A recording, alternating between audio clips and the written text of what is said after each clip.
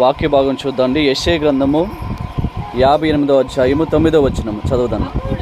అప్పుడు నీవు పిలువగా యెహోవా ఉత్తరమిచ్చును, నీవు మొరపెట్టగా ఆయన నేను ఉన్నాను నిన్ను.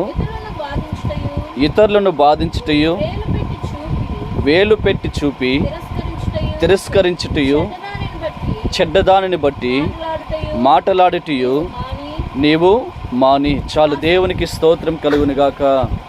యెషయా గ్రంథం 58వ అధ్యాయంలో మన ప్రభు అయిన దేవుడు మాట్లాడుతున్న మాట ఏంటంటే 9వ వచనాలు ఏం చెప్తున్నాడంటే, అప్పుడు నీవు పిలువగా యెహోవా ఉత్తరమిచ్చును, నీవు మొరపెట్టగా ఆయన నేను ఉన్నాను అని చెప్పి దేవుడు మాట్లాడుతూ వస్తున్నాడు. కాబట్టి నేను మీకు అర్థమయ్యే రీతిగా ఈ వాక్యాన్ని వివరిస్తాను. అయితే మీరు చాలా జాగ్రత్తగా, చాలా ఆసక్తిగా వినండి. ఎందుకంటే ఇవి మనకు చాలా ప్రాముఖ్యమైనటువంటి మాటలు కాబట్టి, చాలా అవసరమైన మాటలు.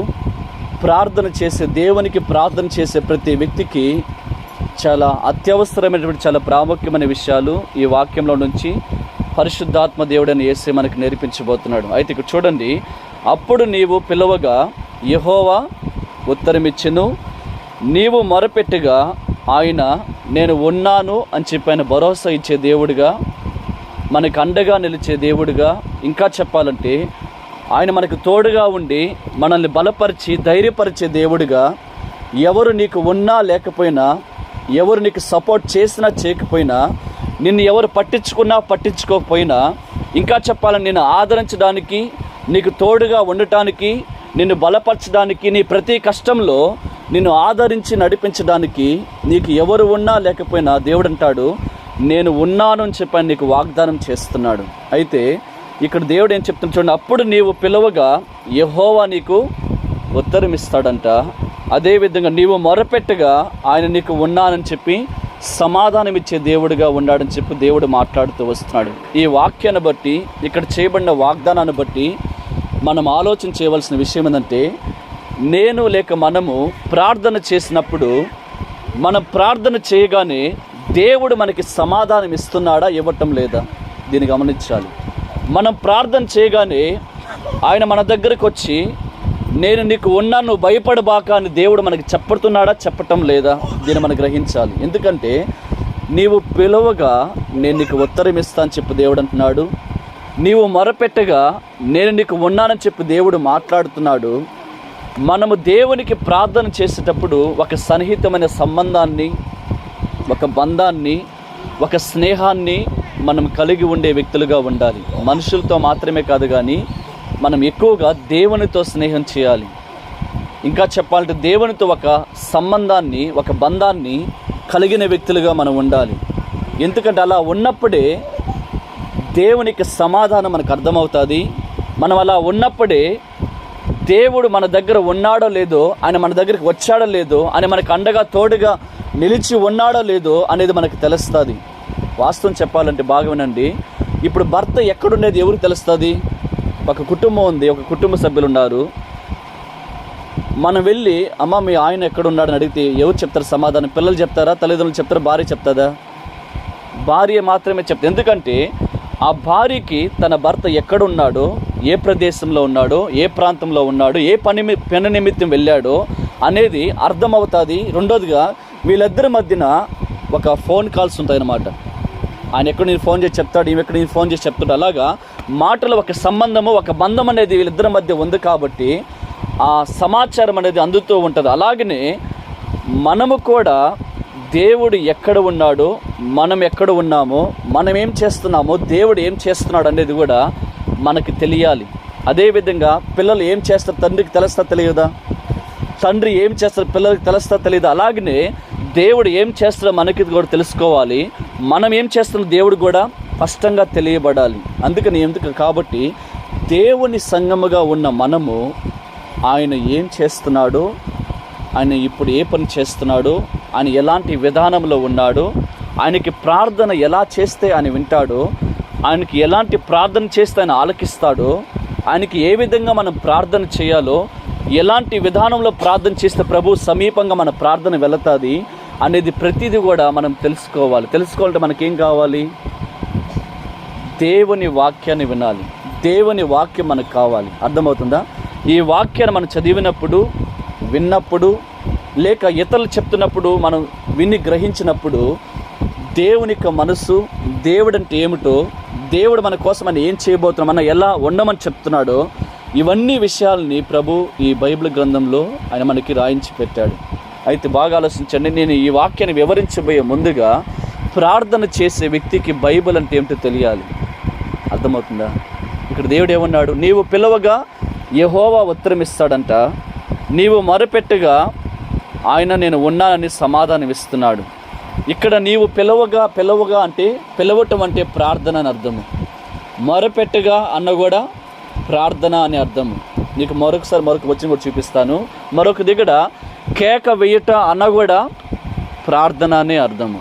అంటే హెబ్రీ భాషలో ఈ మూడు పదాలు ప్రార్థనకు ఉపయోగించారు. హెబ్రీ భాషలో ప్రార్థనకి 3 అర్థాలు. ఒకటి పిలుచుట, రెండోది మొరపెట్టుట, మూడోది దేవునికి కేక వేయుట. కేక వేయుట అంటే ఆయన్ని పేరు పెట్టి పిలిచేలా ప్రార్థించుట.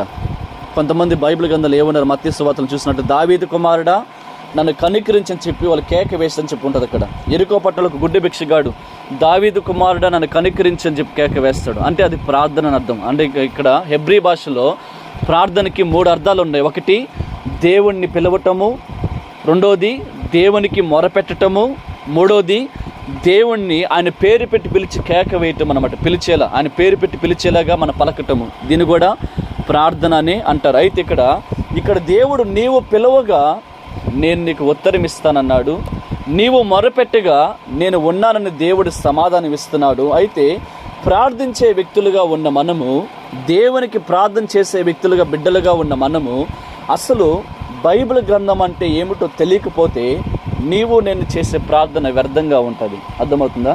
ఈ బైబిల్ గ్రంథం అంటే ఏంటో నీకు సరైన గ్రహింపు, అవగాహన కనుక లేకపోతే నీ ప్రార్థన మీద నీకు నమ్మకం ఉండదు, నీ మీద నీకు నమ్మకం ఉండదు.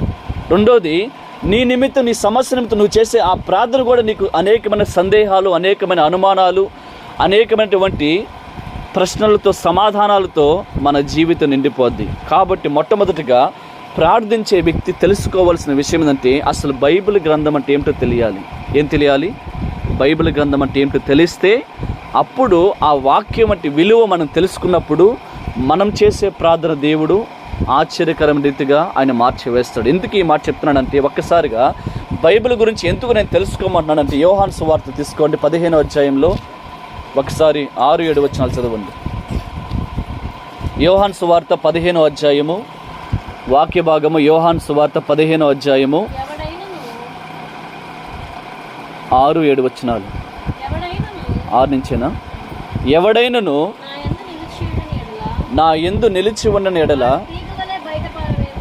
వాడు తీగవలే బయట పారవేయబడి ఎండిపోవును, మనుషులు అట్టి వాటిని పోగు చేసి అగ్నిలో పారవేతురు, అవి కాలిపోవును.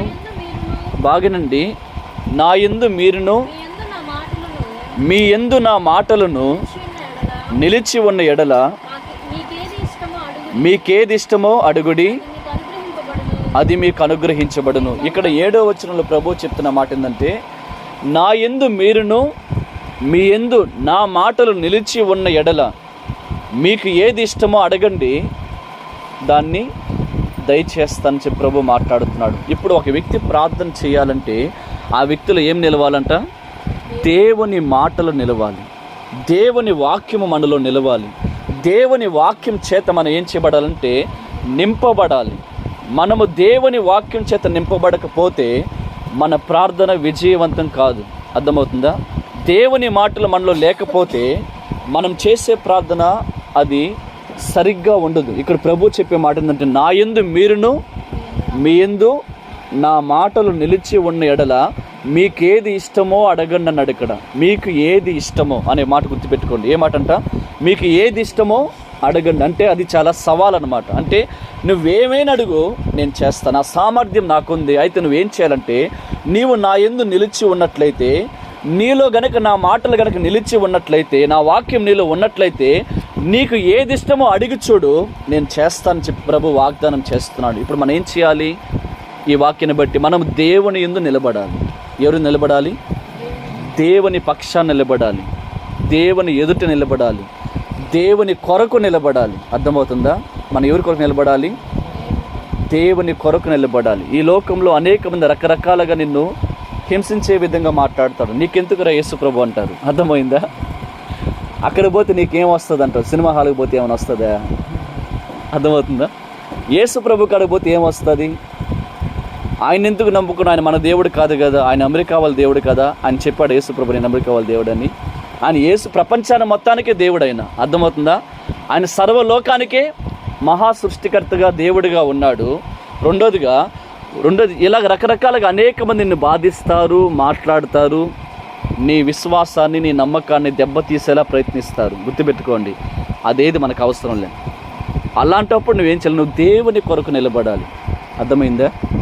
ఇలాంటి మాటలు నీ మీదకు లేకపోతే అనేకమైన కష్టాలు, అనేకమైన ఇబ్బందులు నిన్ను వచ్చి ఇబ్బంది పెట్టినప్పుడు నీవు ఆ కష్టాన్ని బట్టి ఏముందని చెప్పి నువ్వు లోకంలో కలిసిపోకూడదు. నువ్వు దేవుని కొరకు నిలబడాలి. ప్రభు ఏమన్నాడు? నా యందు మీకు సమాధానం కలిగినట్లు లోకంలో మీకు శ్రమ కలుగును, అయినను మీరు ధైర్యం తెచ్చుకోండి, నేను లోకాన్ని జయించి ఉన్నాను. ఆయన లోకాన్ని జయించి ఉంటే రెండోదిగా మనము నమ్మకం యేసు ప్రభు పట్ల ఉంచినట్లయితే దేవుడు అంటాడు ఈ లోకాన్ని జయించే ఒకే ఒక విజయం విశ్వాసం అని చెప్పి ప్రభు అన్నాడు. మనం విశ్వాసం ఎవరి మీద ఉంచాలి? ఆయన లోకాన్ని జయించిన దేవుడు, ఈ ప్రపంచాన్ని జయించిన దేవుడుగా యేసు ప్రభు ఉన్నప్పుడు మనము ఆయన యందు నమ్మకం ఉంచినట్లయితే ఆ నమ్మకం ద్వారా మనం ఏం చేస్తామంటే ఈ లోకాన్ని మనము కూడా జయిస్తాము, విజయము సాధించగలుగుతాం. కాబట్టి నీలో ఉన్న నమ్మకం ద్వారా, నీలో ఉన్న విశ్వాసం ద్వారా నువ్వు దేన్నైనా జయించగలవు, నువ్వు దేన్నైనా సాధించగలవు. అర్థమవుతుందా? నమ్ముట నీ వలన సమస్తము సాధ్యమే అని చెప్పన్నాడు. మరొక మాట ఇందాక నేనేమని పాడాను?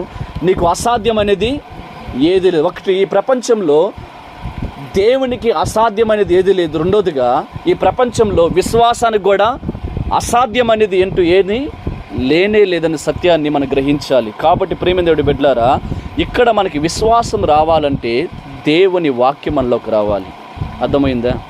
ఇక్కడ దేవుడు ఏమన్నాడు? నా యందు మీరును మీ యందు నా మాటలు నిలిచి ఉండేలా మీకేది ఇష్టమో అడగమన్నాడు. ఇక్కడ మనలో ఏం నిలబడాలంటే దేవుని మాటలు మనలో నిలబడాలి. ఎవరి మాటలు నిలబడాలి? దేవుని మాటలు, దేవుని వాక్యము. దేవుడు మనతో మాట్లాడే ప్రతి మాటలు అవి మనలో నిలబడాలంట, అవి మనలో ఉండాలని దేవుడు ఆశిస్తున్నాడు. మనలో దేవుని వాక్యం ఉండదు కానీ మరొక విషయాలు ఉంటాయి. ఏముంటాయి చెప్పండి? మిమ్మల్ని ఎవరైనా తిట్టారనుకోండి, ఉంటాయి ఉండవా? ఉంటాయి ఉండవా? చచ్చిపోయేదాకా ఉంటాయి. ఎప్పుడు దాకా ఉంటాయి చెప్పండి? పూర్తిగా మట్టిలో కలిసి బూడిదైపోలాగా ఇంకా మట్టిలో మూలకాలతో పొడి కరిగిపోయేంత వరకు కూడా ఆ మాటలు ఖచ్చితంగా మనలో నిలబడిపోతాయి. మనలో నిలబడిపోవాల్సింది ఎవరో అన్న మాటలు కాదు, ఎవరో తిట్టిన మాటలు కాదు, ఎవరో మనల్ని కించపరిచిన మాటలు కాదు, కానీ మనలో నిలబడవలసిన దేవుని వాక్యం నిలబడాలి. ఎందుకంటే ఆ వాక్యము నిన్ను ఫలింప చేస్తుంది. ఆ దేవుని మాటలు మన ప్రార్థనకి విజయాన్ని ఇస్తుంది. అర్థమవుతుందా? ఆ దేవుని మాటలు మనల్ని బలపరుస్తాయి, శక్తివంతంగా చేస్తాయి, దేవుళ్ళు దృఢపరుస్తాయి. ప్రతి కష్టంలో, ప్రతి ఇబ్బందుల్లో నువ్వు ఎలా వెళ్ళాలి, ఏ విధంగా వెళ్ళాలి, ఏం చేస్తూ నువ్వు తప్పించబడతావు, ఏం చేస్తూ దాని నుంచి నువ్వు బయటికి రాబడతావు అనే విషయం ప్రతి మాటలు కూడా దేవుని వాక్యంలో నుంచి దేవుడు మనతో అనేకమైన రీతిలుగానే మాట్లాడుతూ వస్తాడు. ప్రియమైన దేవుడి బిడ్డలారా, దేవునికి స్తోత్రం కలుగునుగాక. కాబట్టి మనలో ఏ మాటలు నిలబడాలి? దేవుని మాటలు నిలబడాలి. మరొక మాటలు చెప్పండి, మనలో ఏం నిలబడాలి? దేవుని వాక్యము నిలబడాలి. దేవునికి స్తోత్రం కలుగునుగాక. అవి నిలబడితే మన ప్రార్థన విజయవంతంగా ఉంటుంది. అవి నిలబడితే మన మాటలు చాలా శక్తివంతంగా కూడా ఉంటాయి. ఎందుకు ఈ మాట చెప్పాడంటే నా యందు మీరును మీ యందు నా మాటలు నిలిచిన ప్రకారం మీకు ఏది ఇష్టమో అడగండి అంటున్నాడు. ఇక్కడ అడగండి అన్న ప్రార్థనే, పిలుచుట అన్న ప్రార్థనే, మొరపెట్టుట అన్న ప్రార్థనే, దేవుడిని పేరు పిలిచి దావీదు కుమారుడా నన్ను కనికరించని పెద్దగా కేక వేసినా కూడా ప్రార్థనే. ఇవన్నీ హెబ్రీ భాషలో ఉన్నటువంటి అర్థాలు. అయితే ప్రియమైన దేవుడి బిడ్డలారా, ఇప్పుడు మనలో ఏం నిలబడాలంట? దేవుని మాటలు నిలబడాలి. దేవుని మాటలు మనలో నిలబడితే మనకి వచ్చే ప్రయోజనం ఏమిటి? అసలు దేవుని మాటలు మనలో నిలబడాలంటే మనం ఏం చేయాలి? వినాలి. ఏం చేయాలి? మొదట వినటం నేర్చుకోవాలి. ఏం చేయాలి? ఎక్కువగా మనము వినటం నేర్చుకోవాలి. వినటం నేర్చుకోవటం వల్ల మన జీవితం చాలా దివ్యకరంగా మార్చబడుతుంది. నాకు ప్రభువు నేర్పించిన లక్ష్యం ఏంటంటే, ఇతరులు నాతో మాట్లాడినప్పుడు అధికంగా నేను మాట్లాడను. అర్థమవుతుందా? అధికంగా నేను ఎక్కువగా ఓవర్గా మాట్లాడను. ఎందుకంటే వాళ్ళని అధికంగా ఎక్కువగా మాట్లాడిపిస్తాను. ఎందుకంటే ఒక బైకు అది కండిషన్లో ఉందా లేదా తెలియాలంటే దాని ఇంజన్ స్టార్ట్ చేస్తేనే అర్థమవుతుంది. ఏమర్థమవుతుంది? అది ట్రబుల్లో ఉందా, బోర్కు వచ్చిందో తెలియాలంటే అది స్టార్ట్ చేస్తే మెకానిక్ తెలుసు. అలాగనే మనము ఇతరులు మాట్లాడుకుంటే మనమే అధికంగా మాట్లాడుతున్నాం అనుకోండి, మనం మోసపోయే అవకాశాలు ఎక్కువ ఉంటాయి. ఇతరులు మాట్లాడినప్పుడు వాళ్ళ హృదయాల్లో ఏముందో, వాళ్ళ మనసుల్లో ఏముందో అది తెలియాలంటే, బయలు అవ్వాలంటే వాళ్ళు ఎక్కువగా అధికంగా వాళ్ళు మాట్లాడింప చేయాలి. అదనమాట. ప్రభు అంటాడు, మనుషుడు తన హృదయంలో నిండిన దాన్నే బయటికి మాట్లాడతాడంట, వేరే దాన్ని మాట్లాడాడు. ఏం మాట్లాడతాడు? అతని హృదయంలో ఏది ఉందో దాన్నే పదే పదే పదే పదే బయటికి మాట్లాడతారు. చాలామంది అంటారు, నీళ్ళల్లో లోతుని మనిషిలో మర్మాన్ని గ్రహించాలని చాలామంది అంటారు. కానీ వాస్తవం కాదు. వాళ్ళకి అది కష్టం అవ్వచ్చు, కానీ యేసు ప్రభువుని నమ్మిన వ్యక్తికి అది కష్టం కాదు. ఎందుకంటే ఆ వ్యక్తి దేవుని వాక్యం వింటే దానికి టెక్నిక్ ఇదే అనమాట. నెలల్లో లోతు గ్రహించకపోవచ్చు, మనుషుల మర్మను గ్రహించాలంటే వాళ్ళు అధికంగా మనం మాట్లాడింప చేయాలి, అప్పుడు గ్రహించగలుగుతాం. అది దేవుని వాక్యం మనకు చెప్పే మాట, యేసు ప్రభు డైరెక్ట్గా మనతో చెప్పే మాట. కాబట్టి మనం ఏం చేయాలి? వినటం నేర్చుకోవాలి. మనం వినటం ఏం వినాలి? దేవుని మాటలు వినాలి. మనం ఏం వినాలి? దేవుని వాక్యాన్ని వినాలి. దైవజనుడు దేవుని పేరట నిలబడి దేవుని వాక్యం చెప్పేటప్పుడు వాటిని శ్రద్ధగా విన్నప్పుడు మన జీవితాలు బాగుపడతాయి. మనము లోక వార్తలు విన్నామంటే భయం వస్తుంది. అర్థమవుతుందా? మన పక్కింటి పొరుగింటి వారి మాటలు విన్నామంటే కోపము, ఉద్రేకాలు, టెన్షన్లు, భయం, ఆందోళన వస్తాయి. కానీ దేవుని వాక్యం నీవు విన్నావంటే నీకు ఆదరణ దొరుకుతుంది, ధైర్యం వస్తుంది, సమాధానం వస్తుంది. ఇంకా చెప్పాలంటే నీవు బలహీనమైన వ్యక్తిగా ఉన్న నీవు బలపరచబడిన వ్యక్తిగా, శక్తివంతమైన వ్యక్తిగా నువ్వు మార్చబడతావు. అది దేవుని మాటలకున్న ఒక ప్రభావం, ఒక శక్తి అన్నమాట. కాబట్టి మనం ఏం వినాలంట? దేవుని మాటలు వినాలి. దేవుని మాటలు వినాలంటే మనం ఏం చేయాలి? రోమిలికి రాసిన పత్రిక 10వ అధ్యాయం 17వ వచనం తీసుకోండి. వాక్య భాగం రోమిలికి రాసిన పత్రిక తీసుకోండి, 10వ అధ్యాయము 17వ వచనం. 17వ వచనం. కాగా వినుట వలన విశ్వాసం కలుగును, వినుట క్రీస్తును గురించిన మాట వలన కలుగును. చాలు, దేవునికి స్తోత్రం కలుగునుగా. కిందంట వినుట వలన విశ్వాసం కలుగుతుంది. ఏం వినాలి? క్రీస్తుని గురించిన మాటలు వినటం ద్వారా మనలో విశ్వాసం వస్తుందంట. అందుకు వినాలి. మనం దేవుని వాక్యం చెప్పేటప్పుడు ఇలాగ మనం వారం వెంబడి వారం ఎందుకు దేవుని వాక్యం బోధిస్తారంటే, ప్రియమైన దేవుడి బిడ్డలారా, మనలో విశ్వాసం రావడానికి, రెండోది దేవుడు ఏమిటో మనకి అర్థం అవ్వడానికి. కాబట్టి మనం ఏం వినాలి? దేవుని వాక్యాన్ని వినాలి. మనము దేవుని వాక్యం వినాలంటే చాలామంది 100కి 10% వరకు ఆసక్తిగా వింటారు, కానీ మిగతా వ్యక్తులు వినరు. ఎందుకంటే దేవుని మాట వినాలంటే కష్టంగా ఉంటుంది, బాధగా ఉంటుంది. ఎలా ఉంటుంది? ఏంటబ్బా ఒకటే సోదని చెప్పు కూడా అంటారు. అర్థమైందా? ఇంకా చెప్పాలంటే ఏంటబ్బా ఈ మహా పురాణాలా చెప్పుకున్నారు వీళ్ళు అనుకుంటారు. కానీ నువ్వు అలాంటి ఉద్దేశంతో ఉండబాకు దయచేసి. ఎందుకంటే దేవుని వాక్యం చెప్పేటప్పుడు శ్రద్ధగా వినాలి, ఆసక్తిగా వినాలి. ఇంకా చెప్పాలంటే నువ్వు ఆకలితో వినాలి. ఆకలి అంటే టిఫిన్ అయ్యి మానేసమని కాదు నా ఉద్దేశం. ప్రభు కోసము పరితపించే మనసుతో, అటువంటి ఆకలితో, ఆయన మీద ఆశ కలిగిన మనసుతో నీవు విన్నప్పుడు దేవుని వాక్యము నీలోకి వస్తుంది, మనలో నిలబడుతుంది. ఆ వాక్యం మనలో ఏం చేస్తుందంటే విశ్వాసాన్ని పెంపొందింపజేస్తుంది. ఆ విశ్వాసం నిన్ను ఒక శక్తివంతమైన వ్యక్తిగా మారుస్తుంది. ఆ విశ్వాసం నీవు చేసే ప్రార్థన ఒక బలమైన ప్రభావంతో ఒక విజయవంతమైన ప్రార్థన చేసే వ్యక్తిగా నిన్ను మార్చివేస్తుంది. కాబట్టి అందుకని దేవుని మాటలు వినటం ద్వారా మనలో ఏమొస్తుందంట? విశ్వాసం కలుగుతుంది, నమ్మకం వస్తుంది. కాబట్టి చాలామంది దేవుని వాక్యం వినేటప్పుడు నిర్లక్ష్యంగా ఉంటారు. దేవుని వాక్యం వినేటప్పుడు చాలా పట్టించుకోరు. అదేదో రోజు వినే వాక్యమే కదా, వారం వెంబడి వారం చెప్పే వాక్యమే కదా, లేకపోతే అది ఒక పద్ధతే కదా అన్నట్టు ఒక ఆచారంగా, ఒక సాంప్రదాయంగా, ఏదో ఒక మత సంబంధమైన విధానంగా దాన్ని చాలామంది ఆలోచిస్తారు. కానీ మనం అలా ఉండకూడదు. మీకు ఇప్పుడు బైబిల్ అంటే ఏం చెప్తా వినండి. ఇక ఎందుకంటే దేవుని క్రీస్తుని గూర్చిన మాటలు వినటం ద్వారా మనలో విశ్వాసం కలుగుతుంది. ఎందుకు కలుగుతుంది? అసలు బైబిల్ అంటే ఏంటంటే ప్రేమ దేవుడి బిడ్డలారా, చాలామంది బైబిల్ అంటే ఏమనుకుంటారంటే ఒక తెల్లటి పేపర్ మీద ముద్రించబడిన నల్లటి అక్షరాలు అనుకుంటారు. ఏమనుకుంటారు? ఒక తెల్లటి పేపర్ మీద ముద్రించిన నల్ల అక్షరాలు అనుకుంటారు. కొన్ని పదాలు రాశారు అనుకుంటారు. ఇక్కడ మా ఊర్లో కొంతమంది అన్నారు, వాళ్ళు అన్నది చెప్తా, అతను ఎవరో కానీ బైబిల్ చాలా జ్ఞానంగా రాసేస్తాడు, అతను ఎవరు చాలా జ్ఞాని అన్నారు. ఎవరు? దేవుని నమ్మని వ్యక్తులు. కాబట్టి వాటిని కానీ విన్నామంటే మనం మారిపోద్ది, కాబట్టి మనం వినకూడదంట. నాకు చాలా ఆశ్చర్యం వేసింది. ఎందుకంటే అతను ఎవరో కానీ చాలా తెలివిగా రాసేస్తాడు బైబిల్ని. దాంట్లో చాలా విషయాలన్నీ ఉన్నాయి. కాబట్టి మనం వాటిని కానీ విన్నామా మనం కూడా మారిపోయే అవకాశాలు. కాబట్టి దయచేసి ఎవరు వినబాకండి అంటున్నాడు. అంటే వాళ్ళకి అర్థమవుతుంది. అంటే ఆ వ్యక్తికి ఎందుకు భయం వేసింది? ఇందులో చెడ్డేం లేదు, కానీ అంటే ఇందులో ఉన్న మాటల శక్తి ప్రభావము అతన్ని లాగేసేలా ఉందన్నమాట. ఎందుకంటే మనం సాధారణంగా ఒక తెల్ల పేపర్ మీద నలుపు అక్షరాలు కాదు బైబిల్ అంటే. అర్థం చేసుకోండి, ఇది ఒక సాధారణమైన పుస్తకంగా చూడబాక. ఎందుకంటే బైబిల్ అంటే ఏంటి మీకు చెప్తా వినండి. తిమోతి రాసిన పత్రిక చూద్దండి, దేవుని వాక్యంలో నుంచి. 2వ తిమోతి రాసిన పత్రికలో దేవుని వాక్యం గురించి కొన్ని విషయాలు చూద్దాం. నేను తొందరగా చెప్పి ముగిస్తాను. కాబట్టి ఈ మాట మీరు ఖచ్చితంగా తెలుసుకోవాలి. 2వ తిమోతి రాసిన పత్రిక 3వ అధ్యాయం తీసుకోండి, 16వ వచనం కాడ నుంచి. దైవజనుడు సన్నద్ధుడై ప్రతి సత్కార్యమునకు పూర్ణముగా సిద్ధపడి ఉన్నట్లు దైవావేశం వలన కలిగిన ప్రతి లేఖనమును ఉపదేశించుటకును, ఖండించుటకును, తప్పు దిద్దుటకును, నీతి యందు శిక్ష చేయుటకును ప్రయోజనకరమై ఉన్నది. దేవునికి స్తోత్రం కలుగునుగాక. 2వ తిమోతి రాసిన పత్రికలో 3వ అధ్యాయంలో 16వ వచనం 17వ వచనంలో మనం చూసినట్లయితే ఇక్కడ ఒక అద్భుతమైన మాటను దేవుడు చెప్పాడు. ఏం చెప్పాడంటే,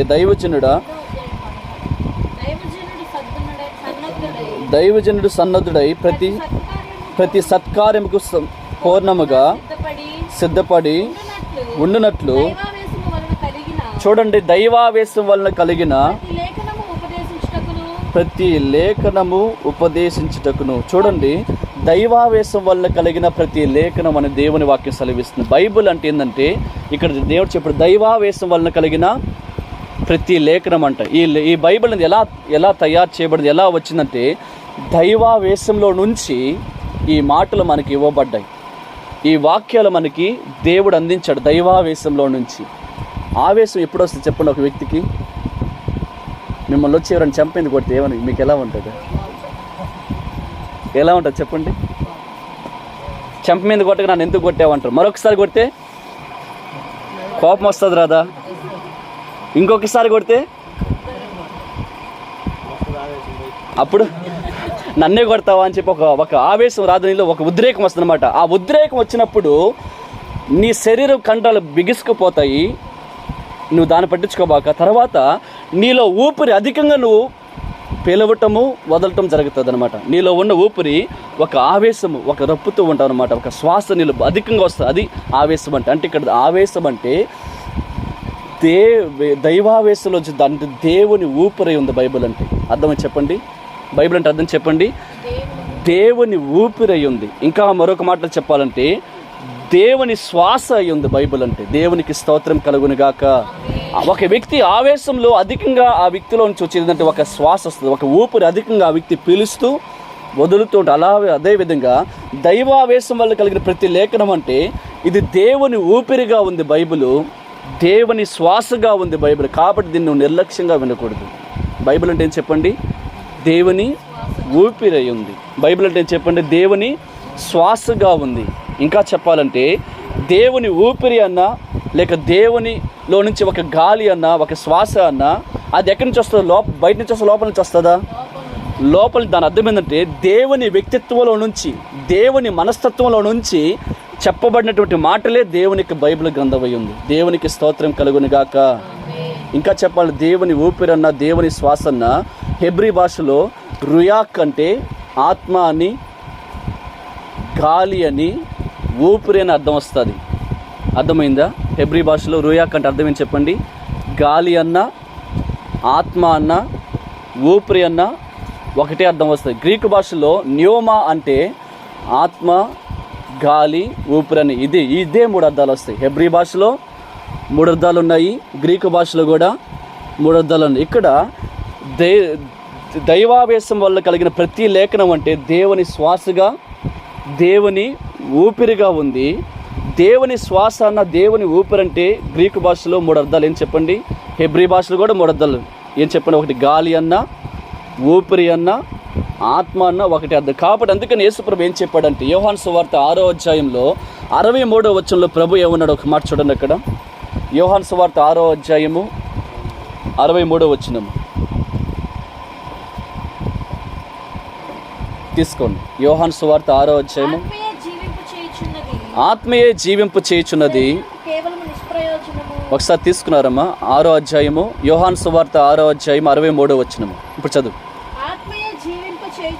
ఆత్మయే జీవింపు చేయుచున్నది, శరీరము కేవలము నిష్ప్రయోజనము. నేను మీతో చెప్పి ఉన్న మాటలు ఆత్మయు జీవమునై ఉన్నవంట. దేవునికి స్తోత్రం కలుగునుగాక. ఇక్కడ ప్రభు ఏం చెప్పాడు, నేను మీతో చెప్పి ఉన్న మాటలు, నేను మీతో చెప్పే ప్రతి మాటలు, నేను మీ కొరకు చెప్పి రాయించున్న ప్రతి దేవుని వాక్యం ఏమవుతుందంటే అవి ఆత్మయు జీవముగా ఉన్నాయి అని చెప్పి దేవుడు అన్నాడు. కాబట్టి బైబిల్ అంటే ఆత్మయు ఉంది.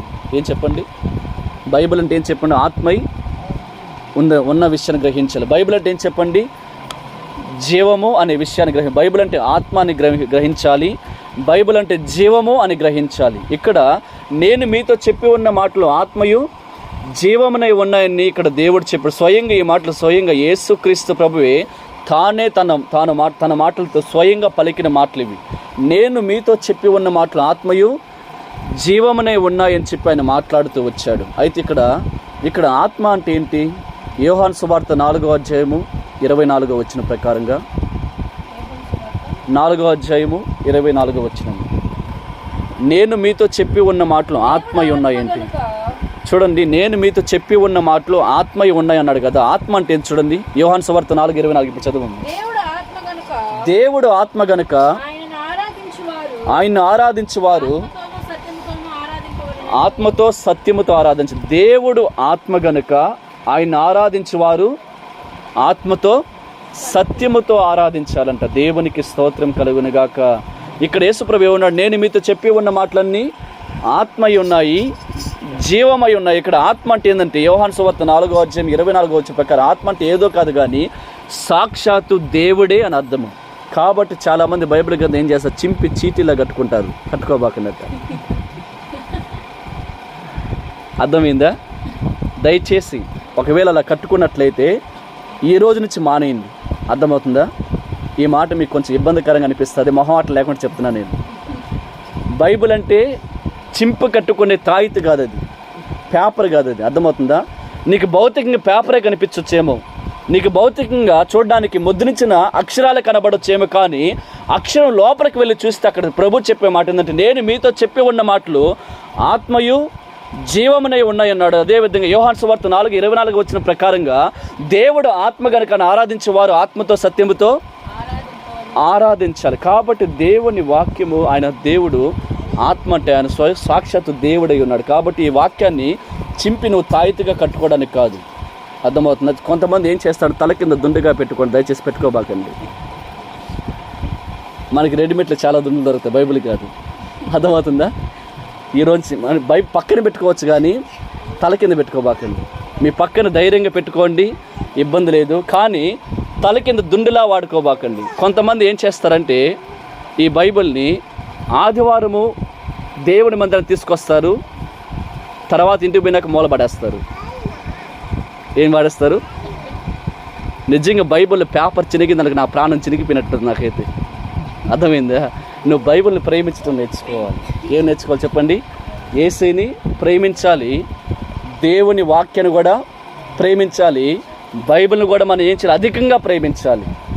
బైబిల్ గ్రంథంలో ఒక దేవుడు అంటాడు, దేవుడు అంటాడు నన్ను ప్రేమించి వారిని నేను ఆస్తికర్తలుగా చేస్తాడంట. దేవునికి స్తోత్రం కలుగునుగాక. అందుకు ప్రేమించమంటున్నా. ఎందుకో చెప్పింది అర్థమైందా? నన్ను ప్రేమించి వారిని నేను ఆస్తికర్తలుగా చేస్తా అన్నాడు. నువ్వు ప్రేమించాల్సింది దేవుణ్ణి ప్రేమించాలి. రెండోదిగా నీ కంటికి కనిపించే బైబిల్, నీ చేతిలో ఉన్న దేవుని వాక్యాన్ని ప్రేమించడం నేర్చుకోవాలి. ప్రేమిస్తే మనం ఏం చేస్తాం చెప్పండి? నిర్లక్ష్యంగా వింటామా? అశ్రద్ధగా వింటామా? వినము. ఇష్టంగా వింటాము. ఎలా అంటాం చెప్పండి? ఆసక్తిగా వింటాము. ఇంకా చెప్పాలంటే పక్కబండి అని చెప్పి తోసేసి కూడా అధికంగమైన భారం పెట్టి వింటాము. ఎలా అంటాము? స్త్రీలకి ఒక ముగ్గు వేసేటప్పుడు చుక్కలు పెట్టేటప్పుడు కదా ఆసక్తి ఉండాల్సింది. ఎప్పుడు ఉండాలి? దేవుని వాక్యం చెప్పేటప్పుడు కూడా చాలా జాగ్రత్తగా వినాలి. కొంతమంది టీవీ సీరియల్ ఇక్కడ అతుక్కోబోయేటప్పుడు కూడా ఆసక్తి చూపిస్తారు. అక్కడగా చూపించాల్సిన ఆసక్తి ఎక్కడ చూపించాలి?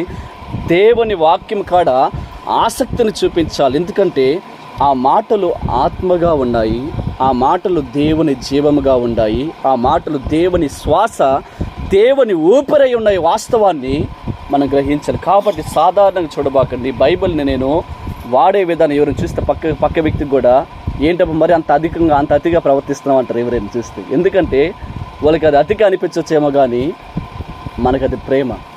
మనం చాలా శ్రద్ధగా చూసుకోవాలి. మనం మన చేతిలో ఉన్న దైవ గ్రంథాన్ని పిచ్చిగా మనం చేస్తే ఇక మన దేవునికి విలువ ఏమిస్తాం చెప్పండి?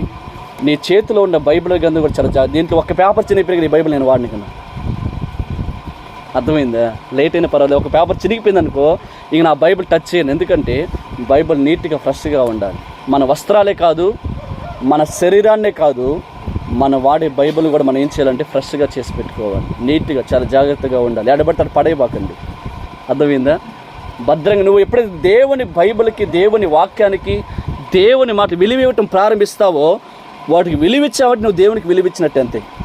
అది ఇక్కడ దేవుడు ప్రభు చెప్పే మాట. ఇక్కడ ప్రభు ఏమన్నాయండి? మీతో చెప్పిన మాటలు ఆత్మయు జీవం. ఆత్మ అంటే ఏం చెప్పండి? యోహాను సువార్త 4:24 వచ్చిన ప్రకారము దేవుడు ఆత్మ గనుక ఆరాధించే వారు ఆత్మతో సత్యముతో ఆరాధించలేదు. రెండో తర్వాత ఏం చెప్పాడు ప్రభు? నేను మీతో చెప్పి ఉన్న మాటలు జీవమునై ఉన్నాయని చెప్పాడు. జీవం అంటే ఏంది? యోహాను సువార్త 14:6 వచ్చిన చదవండి. యోహాను సువార్త 14:6. నేను చెప్పేటప్పుడు మీరు విన్నాను చాలు. మీరు ఎవరైనా చూడగలిగిన బైబిల్ చూడండి. యేసు నేనే మార్గమును సత్యమును జీవమును, నా ద్వారానే తప్ప ఎవడును తండ్రి యొద్దకు రాడంట. దేవునికి స్తోత్రం కలుగునుగాక. ఈ మాట కూడా స్వయంగా యేసు ప్రభు చెప్తున్నాడు. ఏమన్నాడు? ఎందుకు యేసు నేనే మార్గము సత్యము జీవమునై ఉన్నానంటున్నాడు. ఇక్కడ ఇందాక మనం ఏం చెప్పాడు యేసు ప్రభు? అక్కడ నేను మీతో చెప్పి ఉన్న మాటలు ఆత్మయు జీవమై ఉన్నాయి. జీవం అంటే ఏదో అనుకోబాకండి. ఆత్మ అన్నా యేసు ప్రభువే, జీవము అన్నా యేసు ప్రభువే. ఇప్పుడు మనం చూసినట్టయితే యోహాను సువార్త మొదటి వచ్చిన ప్రకారం ఆదియందు వాక్యముండును, వాక్యము దేవుని యొద్దనుండును, వాక్యమే దేవుడై ఉండెను. కాబట్టి మనము ఈ మాటల్ని అశ్రద్ధగా వినకూడదు. ఈ మాటల్ని ప్రాణానికి ప్రాణంగా తీసుకోవాలి. అర్థమవుతుందా? ఎందుకు ఈ మాట చెప్పానంటే, ఈ విషయం ఎందుకు మీకు తెలియపరచానంటే, ప్రార్థన చేసే వ్యక్తికి బైబిల్ అంటే ఏమిటో తెలియకపోతే ఆ వ్యక్తి చేసే ప్రార్థన చాలా ఘోరంగా ఉంటుంది. అర్థమైందా? ఆ వ్యక్తి ప్రతి దాన్ని నమ్మకూడని దాన్ని కూడా నమ్మేసే అవకాశాలు అధికంగా ఉంటాయి. కాబట్టి దేవుడు ఈ వారము నువ్వు దేవుని మందిరానికి వచ్చినప్పుడు, ఈరోజు దేవుడు నీతో వాక్యంలో నీతో మాట్లాడితే ఆ వాక్యం నువ్వు గట్టిగా పట్టుకోవాలి. అర్థమవుతుందా? నువ్వు వాక్యం చెప్పేటప్పుడు దైవజనుడి కాదు నువ్వు చూడాల్సింది. ఈ వారము దేవుడు నా కొరకు ఏ వాక్యం సిద్ధపరిచాడు, ఈ వారంలో ప్రభు ఏ వాక్యంలో నుంచి నాతో మాట్లాడబోతున్నాడు, ఆ మాటలే ఈ దినాన్ని దేవుడు నాతో మాట్లాడి నువ్వు తీసుకొని నమ్మి నడిచినట్లయితే దేవుడు నీ జీవితంలో గొప్ప కార్యం చేస్తాడు. ప్రేమైన దేవుడి బిడ్డ, అర్థమవుతుందా? నీవు దీన్ని ఒక దైవజనుడు సిద్ధపరచగలదు అనుకోబాక. ఇది ప్రభు నీ కొరకు సిద్ధపరిచిన మాటలు, దేవుడు నీతో మాట్లాడిన మాటలు. ఆయన నీతో మాట్లాడాడంటే, నేను ఇప్పటి వరకు మీకు అనేకమైన విషయాలు చెప్తూ వచ్చా. ఆయన నీతో మాట్లాడడం నీకు ఎలా తెలుస్తుందంటే, నేను చెప్పిన ఈ అనేకమైన మాటల్లో అన్నీ కాదు కానీ ఒక్క మాట నీ హృదయాన్ని అట్ట తాకుతుంది, టచ్ చేస్తుంది అంతే. అర్థమైందా? నేను చెప్పిన ఇన్ని మాటలు ఒక్క మాట నీ హృదయం అంటే కదిలించి ఉంటుంది అనమాట. అది ప్రభు నీతో మాట్లాడిన మాట. అక్కడ నువ్వు సరి చేయబడాలి. ఎక్కడ సరి చేయబడాలి? ఇప్పుడు చెప్పిన ఇన్ని మాటల్లో నిన్ను అన్ని మాటలు నిన్ను కదిలించవు, కానీ ఒక్క మాట నిన్ను కదిలిస్తే నిన్ను పలకరిస్తుంది. అది నీతోనే మాట్లాడుతుంది. అది ప్రభు నీతో మాట్లాడిన మాట, నేను కాదు. అర్థమవుతుంది? ఆ మాట నువ్వు ఏం చేయాలి? గట్టిగా తీసుకొని ఇది నాతో మాట్లాడమాట. అది వినివెట్టదు నువ్వు సరి చేసుకోవడానికి, ఆ ప్రకారం నడవటానికి నువ్వు ఇష్టపడినట్లయితే దేవుడు మన పట్ల అద్భుతమైన కార్యం చేస్తాం. మరొక మాట నేను చెప్తా చూడండి. 2 కొరింథీయులకు రాసిన పత్రిక తీసుకోండి. 2 కొరింథీయులకు రాసిన పత్రిక 3వ అధ్యాయం 6వ వచనం చదవండి.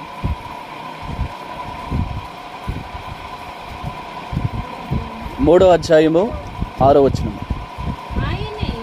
ఆయనే మమ్మును క్రొత్త నిబంధనకు అనగా అక్షరమునకు కాదు గాని ఆత్మకే పరిచారకులగుటకు మాకు సామర్థ్యము కలిగించి ఉన్నాడు. అపోస్తలుడైన పౌలు కొరింథీ సంఘంతో ఏం చెప్తున్నాడంటే బాగా అర్థం చేసుకోండి. అపోస్తలుడైన పౌలు దైవజనుడు కొరింథీలో ఉన్న సంఘ ప్రజలకు ఏమని తెలియపరుస్తుంటే మరొకసారి చదవండి అమ్మా. ఏమని చెప్తున్నా ఒకసారి చూడండి, మరొకసారి చదవండి. 2 కొరింథీ 3:6 వచనం చూడండి. ఆయనే మమ్మను క్రొత్త నిబంధనకు అనగా చూడండి అక్షరానికి కాదు కానీ ఆత్మకే పరిచారకులగుటకు మాకు సామర్థ్యం కలిగించాడంట. ఒక గొప్ప దైవజనుడు మాట చెప్తున్నాడు. దేవుడు మాకు కొత్త నిబంధన పరిచయ నిమిత్తమై ఆయన అక్షరానికి కాదు కానీ ఆత్మకి పరిచర్య చేయడానికి పరిచారకులుగా ఉండటానికి ఆయన మాకు సామర్థ్యాన్ని కలగచేస్తాడు. చాలామంది ఇప్పుడు మనం ఏం చేస్తున్నాం ఇక్కడ బైబిల్ వైపు చూడగానే మనకు అక్షరాలు కనిపిస్తాయి. ఏం కనిపిస్తాయి? నువ్వు చూడవలసిన అక్షరాన్ని కాదు, అక్షరం వెనక ఉన్న ఆత్మను చూడాలి. దేవునికి స్తోత్రం కలుగునుగా. అర్థమైందా? ఇక్కడ ఈ మాటని చదివినప్పుడు నాకు చాలా ఆశ్చర్యం అనిపించింది. అపోస్తలుడైన పౌలు దైవజనుడు చాలా గొప్పగా చాలా మంచి చదువులు చదివాడు. ఆయన చాలా ఉన్నతమైన విద్యని సాధించాడు. అయితే అంతగా చదువుకున్న వ్యక్తి ఏమంటాడంటే మేము పరిచారకులుగా ఉండేది, సేవ చేసేది అక్షరానికి చేయటం లేదంట, ఆత్మకు చేస్తున్నారంట. మనం కలిగి ఉండవలసిన అక్షర జ్ఞానం కాదు కానీ ఆత్మ జ్ఞానం కలిగి ఉండాలి. ఏం కలిగి ఉండాలి? ఆత్మ జ్ఞానం కలిగి ఉండాలి. నీవు భౌతికంగా చూసినప్పుడు బైబిల్ వైపు చూసినప్పుడు అక్షరాలు మనకు కనిపిస్తాయి, కానీ మన అక్షరాలు కాదు, అక్షరాల లోపలికి వెళ్ళిపోవాలి. ఎక్కడికి వెళ్ళాలి చెప్పండి? మనము అక్షరాల లోపలికి వెళ్ళి తిరిగితే అప్పుడు నీకు ఆత్మ కనిపిస్తుంది. అక్కడ ఆత్మగా ఉన్న దేవుడు నీకు కనబడతాడు, ఆత్మగా ఉన్న ప్రభావం నీకు కనిపిస్తుంది అన్నమాట. అక్షరం చూడబో, అక్షరం వెనక ఉన్న ఆత్మగా ఉన్న ప్రభువుని మనం చూడాలి. అక్షరంలో ఉన్న శక్తిని మనం గ్రహించి మన పైకి భక్తి గల వారే ఉండి దాని శక్తిని లేని వ్యక్తులుగా ఉండకూడదు అనమాట. అర్థమవుతుంది? వాక్యం చదవటం మాత్రం వాక్యంలో ఉన్న శక్తిని మనం సంపాదించాలి. వాక్యంలో ఉన్న ప్రభావాన్ని, అభిషేకాన్ని మనం తీసుకోవాలి.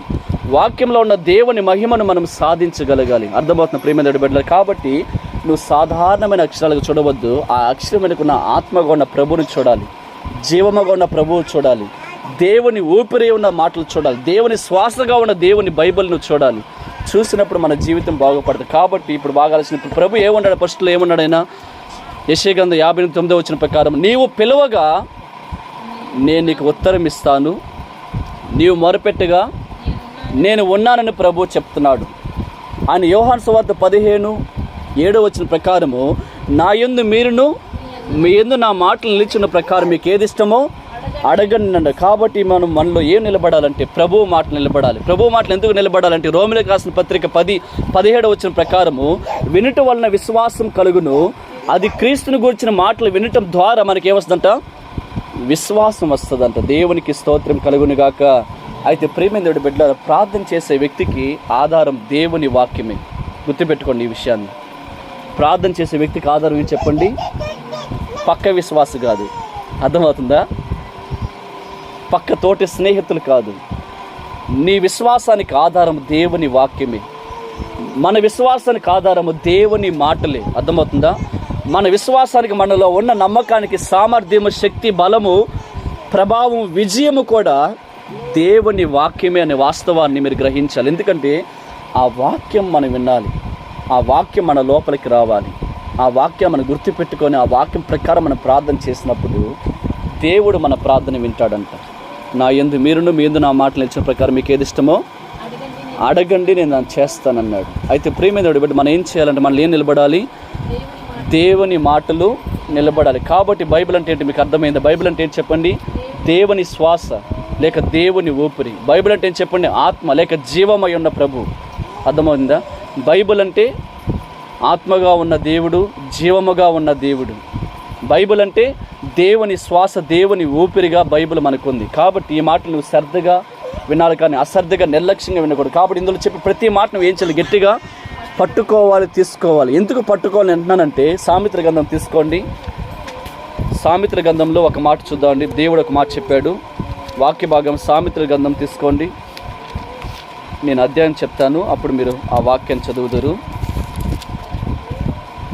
సామెతల గ్రంథంలో నుంచి ఒక అద్భుతమైన విషయాన్ని ప్రభు మనకి రాయించాడని మాట్లాడబోతున్నాడు.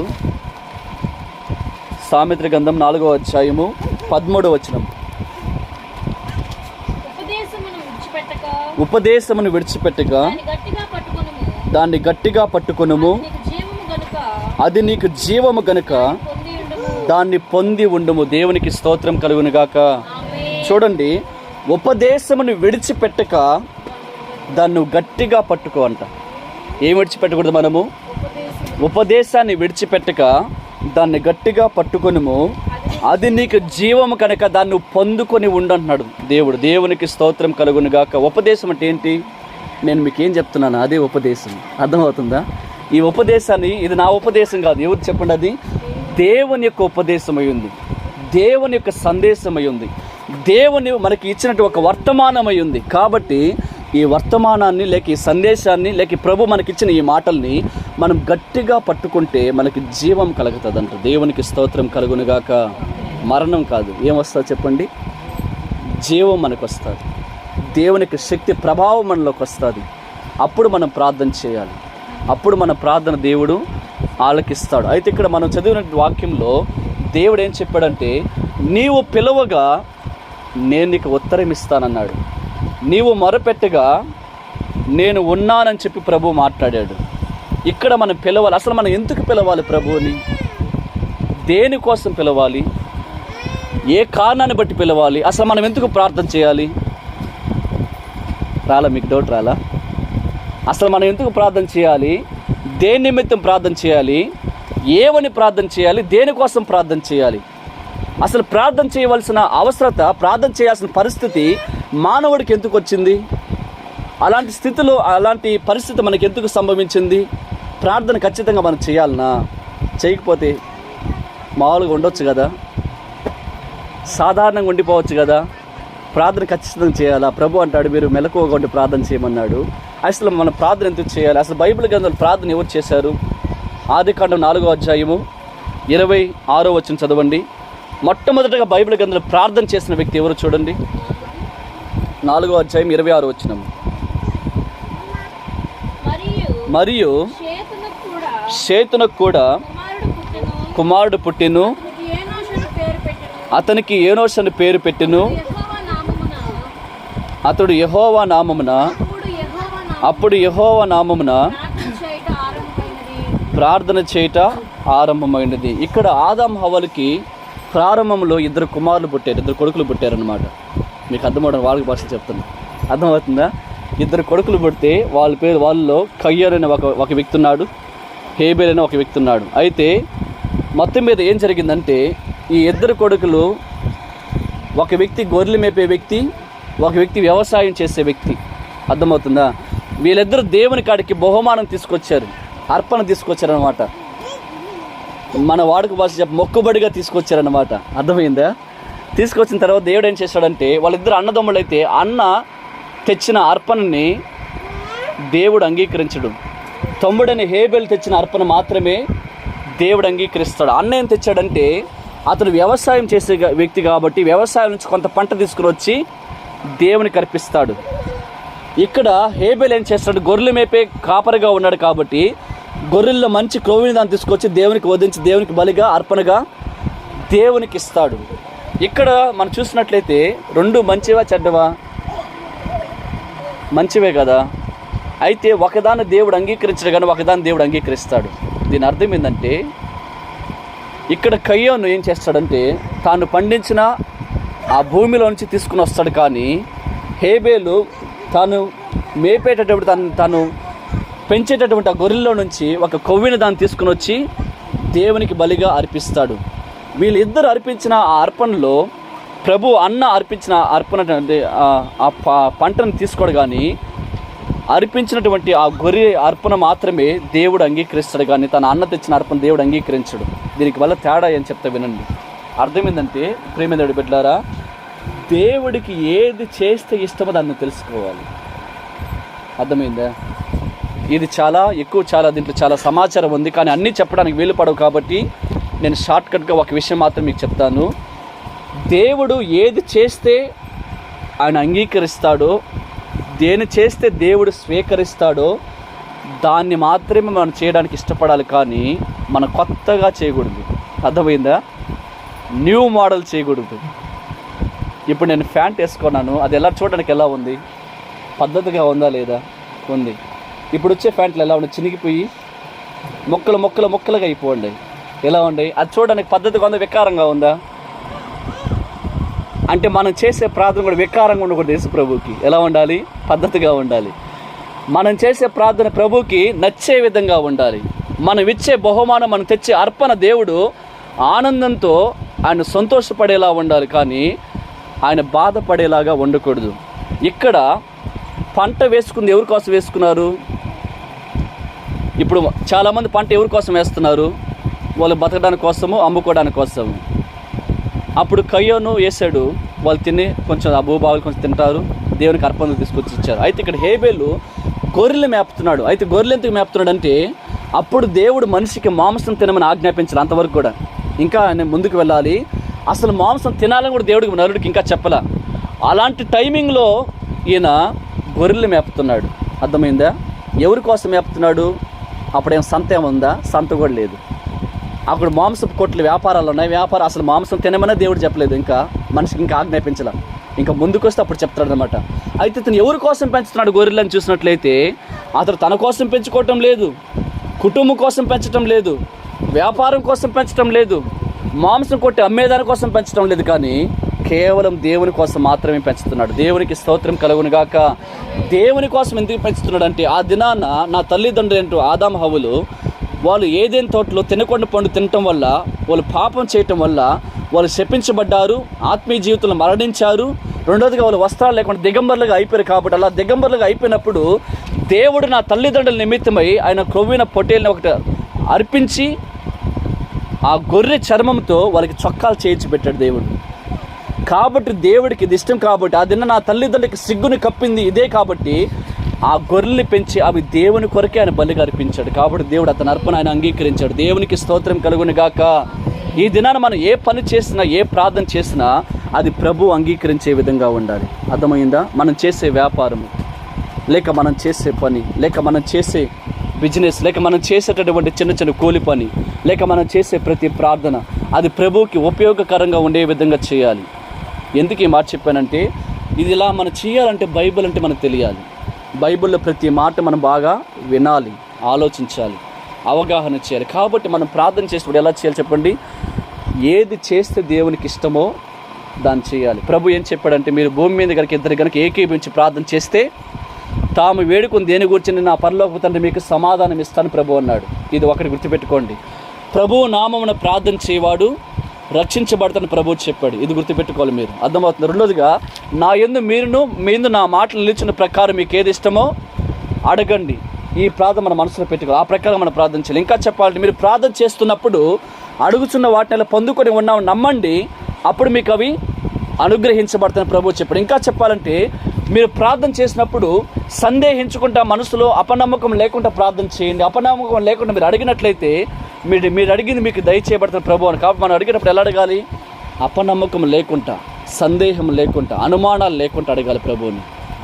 మనం ఆ విధంగా ప్రార్థన చేయడం మనం ఇష్టపడినట్లయితే ప్రభు దాన్ని అంగీకరిస్తాం. మనము భయంకరమైన అనుమానాలతో ప్రార్థన చేస్తాం అనుకోండి, దేవుడు దాన్ని అంగీకరించడు. అర్థమైందా? మన అనుమానాలతో చేయకూడదు ప్రార్థన. మనం ప్రార్థన ఎలా చేస్తామంటే సందేహంతో చేస్తాం. అర్థమైందా? మనం ప్రార్థన ఎలా చేస్తామంటే నిరుత్సాహంతో చేస్తాం. మనం ప్రార్థన ఎలా చేస్తామంటే దిగులుతో, ఆందోళనతో, దేవుడు వింటాడో వినడు అనే ఉద్దేశంతో చేస్తుంటాం. కానీ పైకి ప్రార్థన చేస్తాం, కానీ మన మనసులో ఇవన్నీ ఉంటాయి. కానీ మనం అలాగా చేయాల్సిన ప్రార్థన ఎలా చేయాలి? ధైర్యంగా చేయాలి ప్రార్థన. ఎలా చేయాలి చెప్పండి? ధైర్యంగా చేయాలి, విశ్వాసంతో చేయాలి ప్రార్థన. ఇంకా చెప్పాలంటే దేవుడు నా ప్రార్థన వింటాడు, విని తీరతాడు నమ్మకంతో మనం చేయాలి ప్రార్థన. ప్రభు ఏమన్నాడు? నీవు పిలవగా నేను నీకు ఉత్తరం ఇస్తా అన్నాడు. మనం పిలవటమే ఆలస్యమంట. ఎవరు పిలవటం అంట? అయితే మనం పిలుస్తున్నప్పుడు కూడా ఎందుకు సమాధానం రావటం లేదు? ఎక్కడో తేడా జరుగుతుంది, ఆలోచించేయండి. అర్థమైందా? నీవు పిలవగా నేను నీకు ఉత్తరం ఇస్తా అన్నప్పుడు మనం పిలుస్తున్నప్పుడు కూడా సమాధానం రావటం లేదంటే ఎక్కడో ఏదో ఒకటి మిస్ అయిపోతున్నాం. దాన్ని మనం గ్రహించాలి. దాన్ని గ్రహించాలంటే ఏం చేయాలి? దేవుని వాక్యాన్ని శ్రద్ధగా విన్నప్పుడు అక్కడ మనం ఏది మిస్ అయిపోతున్నాం, ఎక్కడ పొరపాటు చేస్తున్నామో అది మనకు బాగా తెలుస్తూ వస్తుంది. కాబట్టి మనం ప్రార్థన చేసినప్పుడు ఎలా చేయాలి చెప్పండి? విశ్వాసంతో చేయాలి, ధైర్యంగా చేయాలి. నిజంగా మనం ధైర్యంగా చేస్తున్నాం ప్రార్థన? చెప్పండి. మన ప్రార్థనలు ధైర్యంగా ఉన్నాయా, భయంతో ఉన్నాయా? ధైర్యంగా ఉన్నాయి, భయంగా ఉన్నాయా? ధైర్యంతో చేయాలి ప్రార్థన, ధైర్యంగా చేయాలి. ధైర్యంగా ఎందుకు చేయాలంటున్నానంటే 1 యోహాను రాసిన పత్రిక 5వ అధ్యాయము 12వ వచనం కాడి నుంచి చదవండి. 1 యోహాను రాసిన పత్రిక 5వ అధ్యాయము 12వ వచనం కాడి నుంచి. ఈ జీవము ఆయన లేక 11 నుంచి చదువు. 11 నుంచి. ఆ సాక్ష్యం ఏమనగా దేవుడు మనకు నిత్య జీవము దయచేసెను. ఈ జీవము ఆయన కుమారుని యందు ఉన్నది. బాగినండి. దేవుని కుమారుణ్ణి అంగీకరించువాడు జీవము గలవాడు, దేవుని కుమారుణ్ణి అంగీకరింపని వాడు జీవము లేనివాడు. ఇక్కడ మీరు బాగా ఆలోచించింది. ప్రార్థన చేసేటప్పుడు మొట్టమొదటిగా నేను మిమ్మల్ని అడిగే డైరెక్ట్గా మొహమాటం లేకుండా అడిగే ప్రశ్న ఏంటంటే, దేవుని కుమారుడు అనగా యేసు క్రీస్తు ప్రభువుని మనము అంగీకరించామా లేదా? అది మనకు క్లారిటీ అవ్వాలి ముందు. అర్థమైందా? యేసు ప్రభువుని మనము అంగీకరించామా లేదా? ఆయన్ని దేవుడిగా, మనకి రక్షకుడిగా, మనకి కాపరిగా, మన నిజ దేవుడిగా ఆయనను నిజంగా స్వీకరించావా లేదా? ఇది చాలా ప్రాముఖ్యం. ప్రార్థన చేసేటప్పుడు నువ్వు యేసు ప్రభువు పట్ల ఉన్నప్పుడు, నువ్వు ఆయన బిడ్డగా ఉన్నప్పుడు నువ్వు మొట్టమొదటి గ్రహించవలసిన విషయం ఏంటంటే, నువ్వు నిజంగా యేసు ప్రభువు నమ్మేవా నమ్మలేదా? అది తెలుసుకోవాలి. అర్థమైందా? నిజంగా మనం యేసు ప్రభుని దేవుడిగా నిజంగా ఒప్పుకున్నామా, ఒప్పుకోలేదా? స్వీకరించామా లేదా? అంగీకరించామా లేదా? లేక సమ్మతించామా లేదా అనేది మనం అర్థం చేసుకోవాలి. ఎందుకు ఈ మాట చెప్పండి? మీరు కనుక నిజంగా దేవుని కుమారుని కనుక మీరు అంగీకరించినట్లయితే మీరు జీవము కలిగిన వారంట. ఎవరంటే చెప్పండి? మనము జీవము కలిగిన ప్రజలమి. మనం కనుక దేవుని కుమారుని అంగీకరించకపోతే మనలో దేవుని జీవం ఉండదు, మన జీవం లేని వారం అన్నమాట. ఆ జీవం ఎలాంటి జీవం? ఒకసారి కింద చదవము ఒకసారి. దేవుని కుమారుని నామమందు విశ్వాసం ఉంచి మీరు నిత్య జీవము గలవారని తెలుసుకున్నట్లు నేను ఈ సంగతులను చూడండి. దేవుని కుమారుని నామమందు విశ్వాసం ఉంచిన మీరు నిత్య జీవం గలవారంట. దేవుని కుమారుని నామమందు. నామం అంటే ఏం చెప్పండి? పేరు అని అర్థము. ఏ పేరు చెప్పండి? యేసయ్య అనే పేరును మీరు నమ్మి గనక ప్రార్థన చేస్తే ఆయన పేరు, యేసయ్య అంటే పేరు చెప్పండి, రక్షకుడని, యెహోవా రక్షకుడని అర్థం, లేక రక్షకుడని యెహోవా అని కూడా అర్థము. అర్థం చేసుకోండి. ఇక్కడ యేసు ప్రభువు నామమున ఆయన పేరున మీరు విశ్వాసం ఉంచినట్లయితే మీరు ఎవరంట? నిత్య జీవం గలవారంట. నిత్య జీవం అంటే ఎల్లప్పుడూ మనలో ఉంటుంది అనమాట. ఒక నెల ఉండి ఒక నెల లేనిది కాదు, ఒక వారం ఉండి ఒక వారం లేనిది కాదు, ఒక సంవత్సరం లేనిది కాదు. నిత్య జీవం అంటే నిరంతరం మనం బతికినా చనిపోయినా ఎప్పుడు మనలో ఉండిపోయేది అనమాట. అలాంటి జీవం కలిగిన ప్రజలుగా మనం ఉంట. బైబిల్ గ్రంథంలో ఒక దైవజనుడు, దేవుని ప్రవక్త ఎలీషా అనే ఒక చనిపోయాడు. చనిపోయిన తర్వాత ఒక దగ్గర యుద్ధం జరుగుతుంటే యుద్ధంలో ఒక సైనికుడు చనిపోతే గుంట తవ్వి పూడ్చిపెట్టారనమాట. ఆ గుంటతో పూడ్చిపెట్టే కార్యక్రమంలో అక్కడ ఎలీషా శవం ఉందన్నమాట. అంటే ఎముకలు ఉన్నాయన్నమాట. ఈ చనిపోయిన వ్యక్తికి ఆ ఎముకలకు తగలగానే చనిపోయిన వాడు లేచి బతికాడు. దేవునికి స్తోత్రం కలుగును గాక. అది జీవం అంటే. అర్థమైందా? అటువంటి శక్తి మనలోకి వస్తుంది యేసు ప్రభుని అంగీకరిస్తే. నీవు చచ్చిపోయిన నీ ఎముకల్లో కూడా ఏముంటుందంటే దేవుని జీవం ఉంటుంది అనమాట. కాబట్టి మనలో యేసుప్రభుని అంగీకరించామనుకోండి, దేవుని జీవం మనలో ఉంటుంది. ఆ జీవం మనలో ఏం చేస్తుంది? మనలో ధైర్యాన్ని ఇస్తుంది. ఏమిస్తుంది చెప్పండి? ధైర్యాన్ని ఇస్తుంది, పౌరుషాన్ని ఇస్తుంది, తెగింపునిస్తుంది దేవుని కొరకు నువ్వేమేమి చేయడానికి. కాబట్టి ఇక్కడ దేవుడు అంటాడు మనం ప్రార్థన చేస్తే ఎలా చేయాలంట? విశ్వాసంతో చేయాలి, ధైర్యంగా చేయాలి. ఎందుకు ఈ మాట చెప్పండి? ఒకసారి కింద చదవ, వాక్యం కింద చదవండి, 14 చదువు. ఆయనను బట్టి చూడండి, ఆయనను బట్టి మనకు కలిగిన ధైర్యం ఏదనగా ఆయన చిత్తానుసారంగా మనం ఏమి అడిగినను ఆయన మన మనవి ఆలకించునన్నది. మనమేమి అడిగినను ఆయన మన మనవి ఆలకించునని మనం ఎరిగినడల మనం ఆయనను వేడుకొని మనకు కలిగినవని ఎరుగుదము. చూడండి, ఆయనను బట్టి మనకు కలిగిన ధైర్యం ఏదనగా అన్నాడు. దేవునికి స్తోత్రం కలుగును గాక.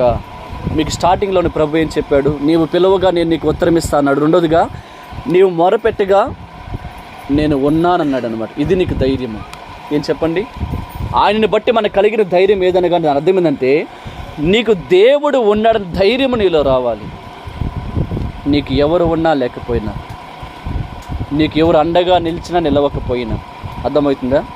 నీ పక్షాన్ని ఎవరు ఉన్నా, ఎవరు పోరాడకపోయినా నీ పక్షాన పోరాడేది, నీకు అండగా నిలబడేది, నీకు తోడుగా ఉండేది, నేను అనునిమిత్తము నేను కంటికి రెప్పలా కాచి కాపాడేది.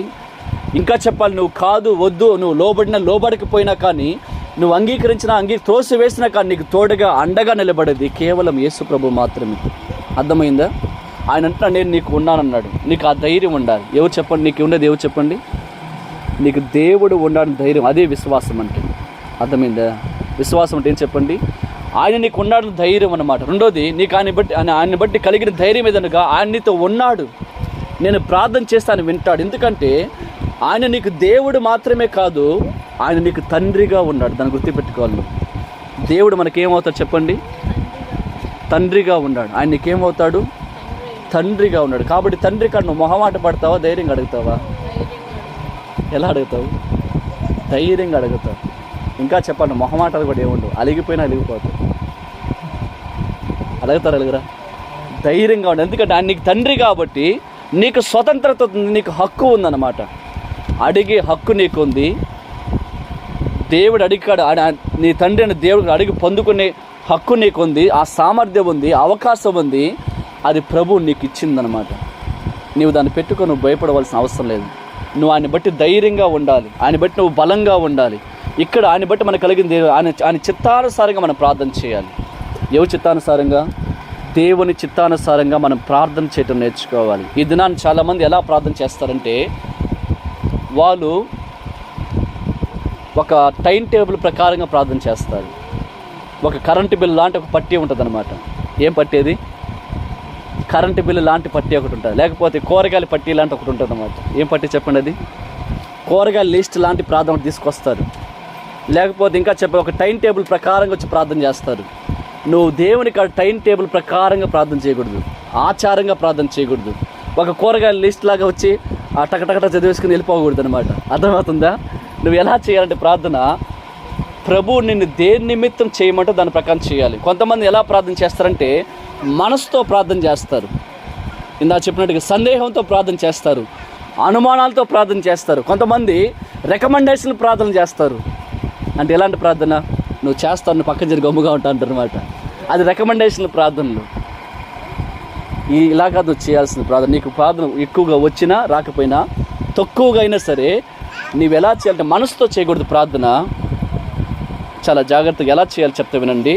ఇక్కడ చాలా మనం దేవుడు పిలిచినా కానీ, మనం దేవునికి ప్రార్థన చేసినా కానీ మన ప్రార్థనకి సమాధానం రావటం లేదంటే సమస్య ఎక్కడదంటే నువ్వు మనసుతో ప్రార్థన చేస్తున్నావు. అదే ప్రాబ్లం. ఒక మాట చెప్తే వినండి. నేను మీకు కనిపించడం లేదా? కనిపిస్తున్నాను కదా. ఎందుకు కనిపిస్తున్నాను? దేని వల్ల కనబడుతున్నాను? ఏ కారణాన్ని బట్టి కనిపిస్తున్నాను? మీ దగ్గర ఏముంటే నేను మీకు కనబడుతున్నాను? కళ్ళు ఉన్నాయి, ఆ కళ్ళుకి ఏమున్నాయి? చూసే శక్తి ఉంది కాబట్టి కనిపిస్తున్నాను. ఇది ఒకటి. నేను చెప్పే మాటలు మీకు వినిపిస్తున్నాయి, వినిపించడం లేదా? ఎందుకు వినిపిస్తున్నాయి? మీకు ఏమున్నాయి? చెవులు ఉన్నాయి, వినగలిగిన వినికిడి శక్తి ఉంది. మీకు అర్థమవుతుందా? రెండోది, నేను మీతో మాట్లాడుతూ మీరు నాతో మాట్లాడుతున్నారు. ఎందుకు మాట్లాడుతున్నారు? దేన్ని బట్టి మాట్లాడగలుగుతున్నాం మనము? నోరుంది, ఆ నోరుకు లోపల ఒక నాలుక ఉంది. అర్థమైందా? దాన్ని బట్టి మనం మాట్లాడగలుగుతాం. దేవుడిచ్చిన వాక్ శక్తిని బట్టి మాట ఇచ్చాడు కాబట్టి. ఇలాగనే ఇప్పుడు మీరు బరువును ఎత్తాలంటే ఏం చేస్తారు? చేతులు ఉపయోగించి ఎత్తారు. ఇప్పుడు ఎత్తుకున్న బరువుని ముందుకు తీసుకువెళ్ళాలి. అప్పుడు మీరు ఏం ఉపయోగిస్తారు?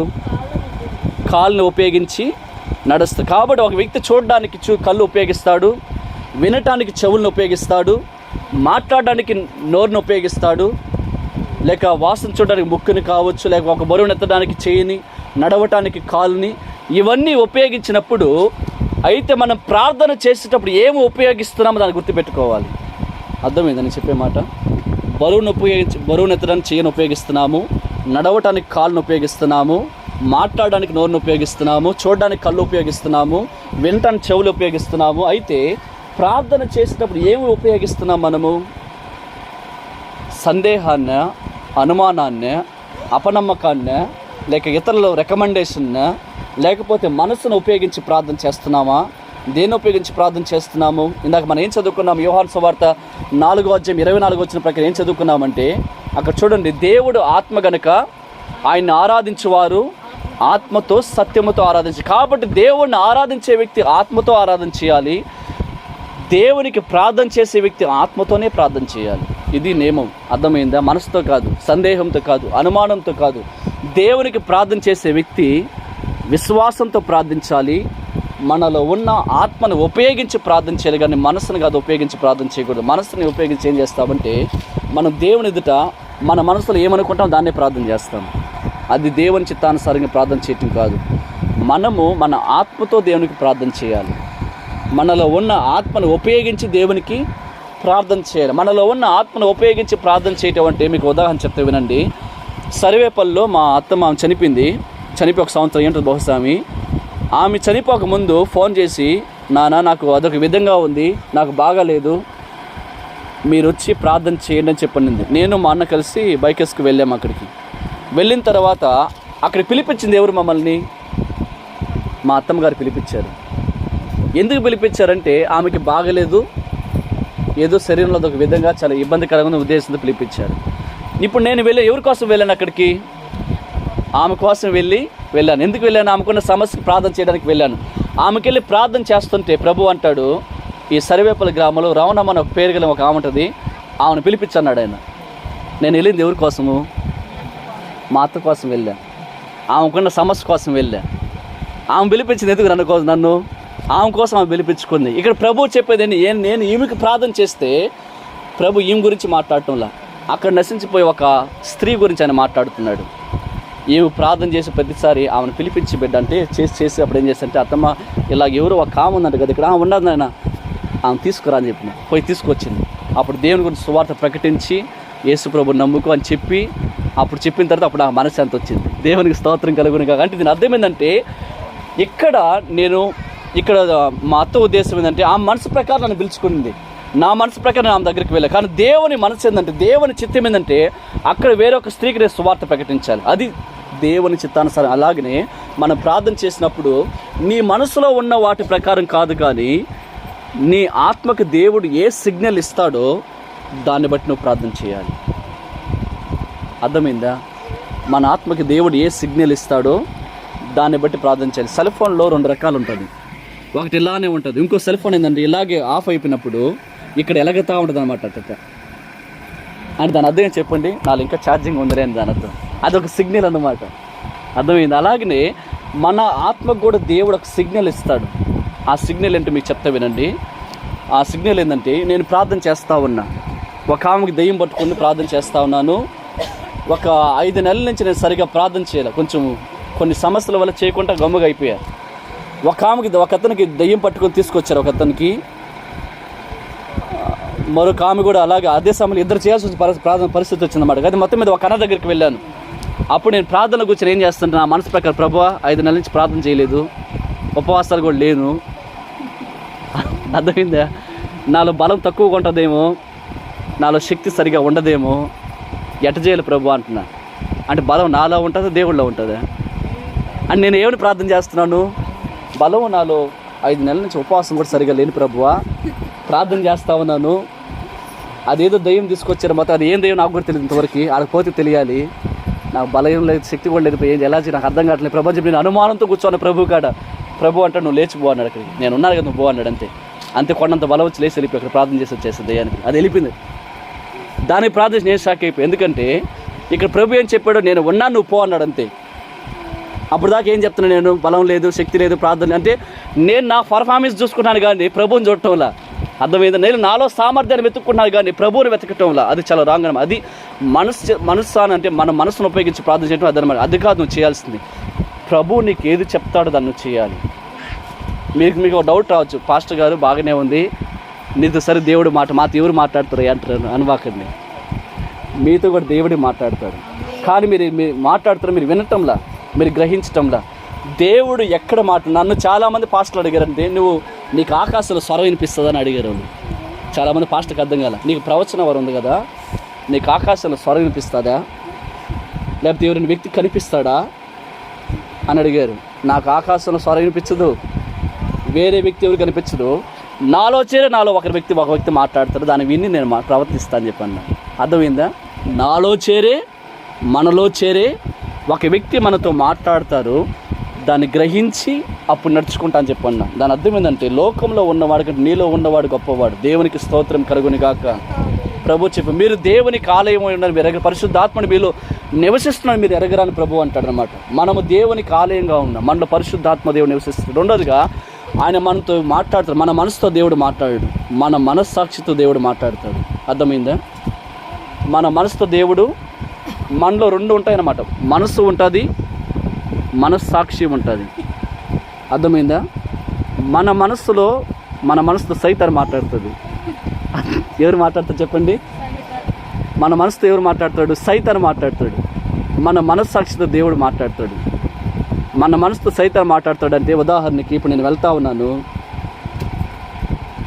వెంకటేష్ అన్న కాడి నుంచి 2 లక్షలు కింద పడిపోయింది అనుకోండి, అన్న ముందు పోతా బ్యాగులు 2 లక్షలు కింద పడిపోయింది అనుకోండి, అప్పుడు నాకు ఏనిపిస్తుంది, అరే అన్న డబ్బులు పోగొట్టుకుని అనిపిస్తుంది అనమాట. తర్వాత వెంటనే అయిపోద్ది, ఎవరు చూడకుండా దాన్ని ఎత్తేసి అంటాడు. అది సైతాన్. అది నా మనసుకి అపవాదిచ్చే సిగ్నల్ అనమాట. అది తొందరగా తీసేసుకో, తొందరగా దాని మీద గుడ్డేసి, లేకపోతే తొందరగా ఏ దాని మీద పడిపోయినట్టుగా దాని మీద బాల పడిపోయి తొందరగా దాన్ని మొత్తం ఎత్తుకెళ్ళిపో అన్నట్టుగా ప్రేరేపించేది ఎవరంటే సైతాన్ అనమాట. అప్పుడు అది తీసుకొని లోపల పెట్టేసుకోగానే అప్పుడు అనిపిస్తుంది, ఒరే దుర్మార్గుడా, అతను ఎంత కష్టపడి ఆ డబ్బుని సంపాదించాడు, ఏ నిమిత్తం తీసుకుని వెళ్తున్నాడో తిరిగి ఇచ్చి అంటాడు. అది మనస్సాక్షి అంటే. అర్థం చేసుకోండి. దాంతో మాట్లాడతాడు ప్రభు. మనం ఈ రెండింటి మధ్య తేడా అర్థం అవ్వాలి. అర్థమైందా? మనసుకి మనస్సాక్షికి మధ్య వ్యత్యాసం తెలియాలి మనకి. నువ్వు ప్రార్థన చేసినప్పుడు మన హృదయం మన మీద దోషారోపణ చేయకూడదు. ఏం చేయకూడదు? మనం ప్రార్థన చేసినప్పుడు మన మీద మన హృదయం దోషారోపణ చేయకూడదు. మనం ఆత్మతో చేసేటప్పుడు, ప్రభు మనసుతో ఆత్మతో చేయటం అంటే, ఇప్పుడు నేను నా కుటుంబం కోసం ప్రార్థన చేయాలని కూర్చున్నాను, ఆత్మతో ప్రార్థన చేయటం అంటే మీకు ఉదాహరణ చెప్తా. ఆత్మతో దేవుడు తన చిత్తానుసారం ప్రార్థన చేయమని చెప్తున్నారు, బాగానే ఉంది. ఆయన చిత్తానుసారం ప్రార్థన చేయమని దేవుడు ఎలా చెప్తారో మేము ఎలా వినాలి అని మీకు డౌట్ రావచ్చు ఏమనుకో, దాన్ని కూడా చెప్తా వినండి. ఇప్పుడు నేను ప్రార్థన చేయడానికి నా కోసం నేను కూర్చున్నాను అనుకోండి, నేను కూర్చొని నా కోసం ప్రార్థన చేయాలనుకునే సమయానికి నాకు ఇప్పుడు సుబ్రహ్మణ్యం గుర్తుకొస్తున్నాడు. ఇప్పుడు నేను ఎవరి కోసం చేయాలి ప్రార్థన? అతని కష్టం గుర్తుకొస్తుంది. నేను నా కష్టం కోసం కూర్చుంటున్నా, నాకు అతని కష్టం, అతను చెప్పిన మాటలు గుర్తుకొస్తున్నాయి. ఇప్పుడు నేను నా కోసం చేయాలి, అతని కోసం చేయాలి ప్రార్థన? నా కోసం నేను చేయటం ఆపేయాలి. అక్కడ ఆపేసి అతని కోసం నేను, అది దైవం చిత్తానుసారంగా ప్రార్థన చేయటం అన్నమాట. అర్థమవుతుందా? అంటే ప్రభు నువ్వు ప్రార్థనలోకి వచ్చినప్పుడు ప్రభు నిన్ను ఎవరి కోసం చేయమంటాడో, దేనికోసం చేయమంటాడో, ఏ సమస్య నిమిత్తం చేయమని నువ్వు అనుకున్నది ఒకటైతే వేరొకటి నీకు గుర్తు చేస్తున్నాడు అనుకోండి, నువ్వు అనుకున్న దాన్ని ఆపేసి దాని కొరకు నువ్వు అది దేవుని చిత్తానుసారం ప్రార్థన చేయటం. అది నువ్వు ఆత్మలో ఉండి ప్రార్థన చేయటం. అప్పుడు నువ్వు నీ చిత్తానుసారం నువ్వు ప్రార్థన చేయవు, నువ్వు దేవుని చిత్తానుసారంగా ప్రార్థన చేస్తావు. నువ్వు అనుకున్న ప్రార్థన చేయవు, దేవుడు అనుకున్న ప్రార్థన నువ్వు చేయగలుగుతావు అనమాట. అదే దాని అర్థం. నేను మా అత్తమ్మ కోసం ప్రార్థన చేస్తే దేవుడు వేరే వ్యక్తిని చూపిస్తున్నాడు అక్కడ. అర్థమైందా? ఒకనొక సమయంలో ఇక్కడ మా ఊర్లో ఏం చేస్తారంటే, అవతల పక్కన వేరే చర్చి వాళ్ళు ఉన్నారు కదా, వాళ్ళు ఏం చేస్తారు, పాస్టర్ గారు ఒకసారి మనం మాటుమడుగుకి వెళ్దామండి, ఆడకు ఒక ఆమెకి చాలా పెద్ద దెయ్యం పట్టుకొని ఉంది, ప్రార్థన చేయాలని చెప్పాను, కాబట్టి ఈ మంగళవారం వెళ్ళిపోదాం అన్నాడు. నేను ప్రార్థన చేసి చెప్తాను చెప్పన్నా. వాళ్ళుండి ఈ మంగళవారం ఏం పోదాం అంటున్నారు. దేవుడు నేను ప్రార్థన చేసి ప్రభావ వాళ్ళు చూస్తే ఈ మంగళవారం అమ్మంటున్నాడు, వెళ్ళిపోమంటావు అంటే కాదు వచ్చే మంగళవారం పో అన్నాడు. నేను వాళ్ళ ప్రకారం వెళ్ళిపోంటా, నాకు అక్కడ విజయం ఉండదు, యుద్ధం ఉండదు, యుద్ధంలో విజయం కూడా రాదు. నేను ఎప్పుడు రాను, వచ్చే వారం వస్తే అందరూ మీరు ఎదురు చూసి చూడండి, లేకపోతే వెళ్ళిపోండి అని చెప్పన్నా. వాళ్ళు ఎదురు చూస్తారు. వెళ్ళిపోయిన తర్వాత అక్కడ చాలామందితో దేవుడు అద్భుతంగా మాట్లాడు, చాలా ప్రార్థన చాలా అద్భుతంగా జరిగింది. నాకే ఆశ్చర్యం కలిగించే విధంగా ఉంది. ఆ రోజు వెళ్ళిన తర్వాత అక్కడ ఏం జరిగిందంటే, నైట్కి ఒక పురుగుల మందు తీసుకోవాలన్నమాట చచ్చిపోవడానికి. నేను అనుకున్నాను, ప్రభువా ఇక్కడికి ఆ మంగళవారం కాబట్టి ఈ మంగళవారం పొమ్మని చెప్పన్నావు, నేను వచ్చిన బాగానే ఉంది, చాలామంది కూడా ప్రార్థన జరిగింది, బాగానే ప్రార్థన చేస్తే ఎటువంటి చాలా దయ్యాలు కూడా వెళ్ళిపోయినాయి, చాలా సంతోషం. కానీ ఇంత నా సంతోషం బాగలేదు. ఎందుకంటే ఇక్కడ నేను ఎందుకు ఈరోజు రమ్మని అది చెప్పు నాకన్నా, ఇక్కడ నేను ఎందుకు వచ్చాను, ఈరోజే ఎందుకు నువ్వు పొమ్మని చెప్పన్నావు, ఆ రీజన్ నాకు తెలియదు, ఆ కారణం నాకు తెలియాలనగానే అప్పుడు ఒక్కొక్కరు ప్రార్థన చేసి ఒక వచ్చి అయ్యే పాస్టర్ గారు మా గురించి ప్రార్థన చేయగానే అందించావు, వెళ్ళి ప్రార్థన తల మీద చేయబట్టి కానీ అప్పుడు చెప్పాడు, ఈమె నైట్ చచ్చిపోవడానికి రెడీగా పురుగుల మందు పెట్టుకోవాలి అడుగామని అన్నాడు. అడిగా ఏడ్ చేసింది, కొంతకాలం పాటు ఏడ్ చేసింది, డబ్బా తెచ్చి చూపించింది, ఇదేనయ్యా అని చెప్పి. అప్పుడు చేశాను ప్రార్థన, ఇలాంటి పని చేసుకోబాగా. ఇప్పుడు కూడా ఒక 5 సంవత్సరాల క్రితం వచ్చి కనిపించని చెప్పిందంటే, పాస్టర్ గారు ఇప్పుడు మేము బాగున్నామయ్యా అని చెప్పి. ఆ రోజుకి నేను ప్రార్థన వాళ్ళు చెప్పిన ప్రకారం నా మనసు ప్రకారం నేను వెళ్ళి ఆ మంగళవారం ప్రార్థన పెట్టేస్తుంటే ఆమె ఆ రోజు చనిపోయినది అనమాట. అర్థం చేసి, ఎందుకంటే మనం ప్రార్థనలోకి వచ్చినప్పుడు ప్రభు మనకు దేన్ని ప్రేరేపిస్తాడు, దేన్ని చెయ్యమని చెప్తాడు, దాన్ని మనం చేయాలి. మనకు బాధ మనం మన కోసం కూర్చుంటాం, మన కోసం కాదు. అప్పుడు నువ్వు వేరే వాళ్ళ కోసం చేయమని అనుకో, నీ కోసం నువ్వు కూర్చున్నప్పుడు నువ్వు వేరే వాళ్ళ కోసం చేసినప్పుడు కూడా నీకు దేవుడు నిన్ను నష్టపరచడు. అర్థమవుతుందా? నేను ఇబ్బంది పెట్టాడు అనమాట. నేను దేవుని మందిరం వెళ్ళి ప్రార్థన చేస్తున్నప్పుడు ఒక ప్రవక్తి అనమాట, ఆమె స్త్రీ, అంటే భాషలు మాట్లాడుతుంది, ప్రవచిస్తే భాషలు అర్థం కూడా చెప్పగలుగుతాను. ఒక తల్లి గారు, నేను వెళ్ళి ఎప్పుడు నా కోసం నేను ప్రార్థన చేస్తూ ఉండేది దేవుని మందిరంలో వెళ్ళి. అర్థమైందా? చేస్తున్నప్పుడు ఆమె చూసి నాలో మనలో ఆసక్తిని చూసి ఆమె నేరుగా వచ్చి, చిన్నవాడా నువ్వు దేనికోసం చేస్తున్నారు ప్రార్థన అనేది, ఇలాగ ఉన్నానమ్మా, నేను అన్నోలాగా అయిపోవాలమ్మా అన్న. ఎవరిలాగా? మోజెస్ అన్నోలాగా అయిపోవాలమ్మా నేను ఒకటి చెప్తే వెంట నీ కోసం నువ్వు ప్రార్థన చేయటం మానేరా నేను. ఆ మాట మనకి ఎలా అనిపిస్తుంది? బాధ వేస్తుంది. ఏం చేయమంటారు చెప్పన్నా? సంఘ ప్రజల కోసం చేయరా ప్రార్థన. ఎవరి కోసము? ఇప్పుడు మీరు ఎలా వచ్చి అలా వచ్చి నువ్వు నీ కోసం అందరి కోసం నువ్వు ప్రార్థన చేసుకో. ఒకవేళ నీకు టైం అంటే లాస్ట్ నీ కోసం చేసుకోరా నేను. అప్పటి నుంచి నన్ను సంఘం కోసం ప్రార్థన చేయడం ప్రారంభించి నా కోసం నేను చేసుకోవడం మానేసి, ఎప్పుడో వ్యక్తిగత ఉన్నప్పుడు నా కోసం అప్పుడు చేసుకుంటున్నాను. అప్పుడు ఏం చేశాను దేవుడు, అప్పుడు నేను ప్రార్థనలు ఏదో అప్పుడు ఇచ్చాడనమాట నాకు ఆయన సమాధానం. నేను నా కోసం చేసుకోవడం అంటే నేను నా సుబుద్ధిని ఆధారం చేసుకొని, నా మనసును ఆధారించి నా స్వార్థాన్ని నేను ఆధారం చేసుకుని ప్రార్థన చేసుకుంటూ దేవుడు కార్యం జరిగించాల. నేను అందరి కోసం చేసుకుంటూ అప్పుడు నా లాస్ట్లో నా కోసం చేసుకుని అప్పుడు అడగటం ప్రారంభించి అప్పుడు దేవుడు ఏం చేశాను, సంఘ క్షేమాన్ని కోరుకున్న ప్రభువా నా కష్టమే కాదు కానీ ప్రతి బిడ్డ కష్టం తీర్చు, నీ చేత నా కష్టం కూడా తీర్చి అని అడుగుతుంది లాస్ట్లో. అర్థమైందా? వాళ్ళందరినీ బాగు చేయి, నీకు అనుకూలంగా నన్ను కూడా నా పరిస్థితి నా ప్రార్థన సమాధానం ఇవ్వండి. లాస్ట్లో సంతకం లాగా అనమాట, నువ్వు పెడితే నేను బాగుపడుతున్నట్టుగా అడుగుతున్నాను అనమాట. అంటే ఎందుకు ఇలాగనంటే మనము కూడా ప్రభు దేన్ని చేయమంటారు, 2 దైవజనం మన కోసం దేని నిమిత్తం ప్రార్థన చేయమంటారు, దాన్ని కూడా మనం లోబడాలి, దేవునికి లోబడాలి.